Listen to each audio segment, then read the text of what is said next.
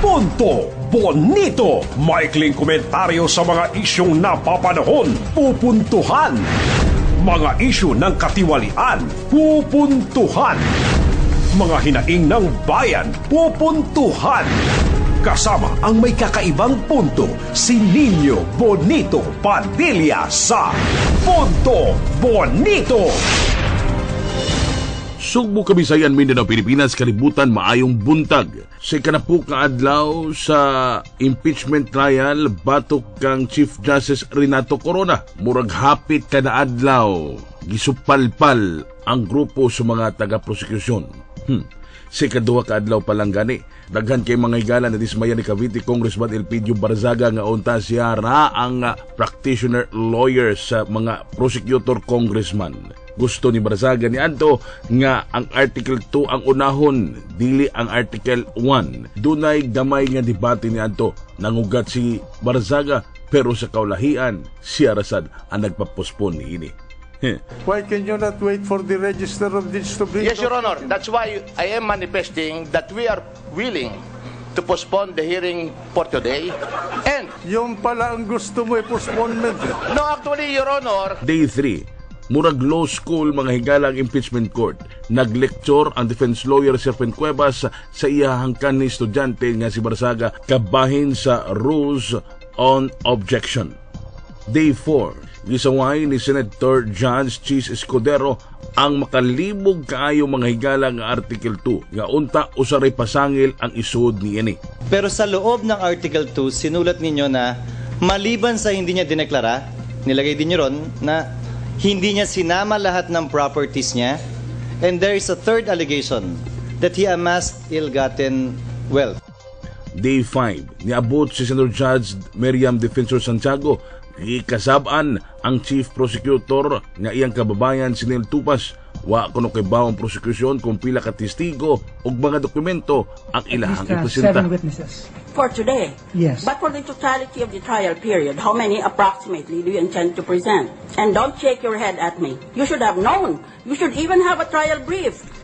Day 6. Napiko na pod mga higala si Santiago sa Ay, kaya prosekusyon. tayo tumagal dahil may oration pa eh. Huwag nyo kami orate dito. This is not a school on oratorical skills. This is a school of logic and experience. Day 7. Kisaway na pod mga higala ni Senate President Juan Ponce Enrile ang depektibo nga gidali-dali nga articles of impeachment.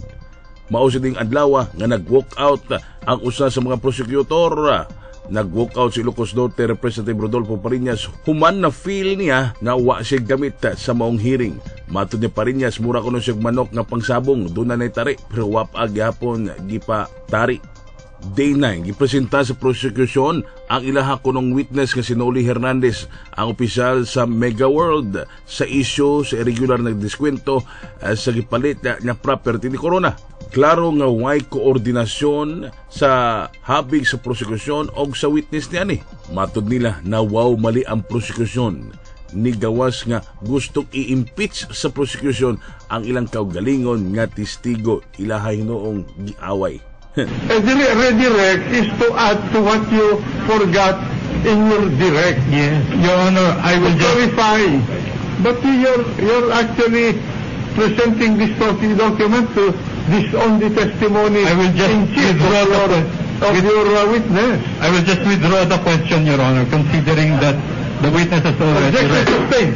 Thank you, Your Honor. Og sa day 10, dihang nagsugod pa lang ang sesyon, pila ka beses mga higala nga gisupalpal gilekturan ni Enrile ang mga prosecutor gumikan sa sayop nga pamaagi sa pagpresenta sa witness. Hangtod ni barog mga higala si Senator Judge Joker Arroyo og halos na pikon na kini. Matod ni Arroyo, You know, I once sat on the table of the prosecutors. If you are not sure of your evidence, please do not present it. That is all. sa mga panghitabo niini mga higala, hinay-hinay nga nag-self-destruct ang prosekusyon. Nigawas nga puro radi ay papugi ang mga taga-prosekusyon og wa giseryoso ang ilahang trabaho. Butang nga giangalan sa kadaghanang center judges. Sa performance sa prosekusyon, daghang oras ang nasayang.